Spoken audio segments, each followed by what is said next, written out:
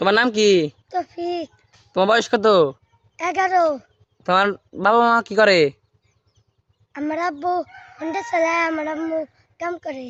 আচ্ছা, তুমি কোন ক্লাসে পড়ো? এলাম থ্রিতে। থ্রিতে পড়ো না? তোমার বাড়ি কই?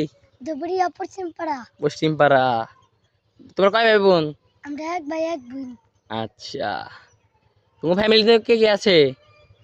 আমার আব্বু আছে, আমার আম্মু আছে, আমার বোন আছে, তারপর আর কেউ নাই?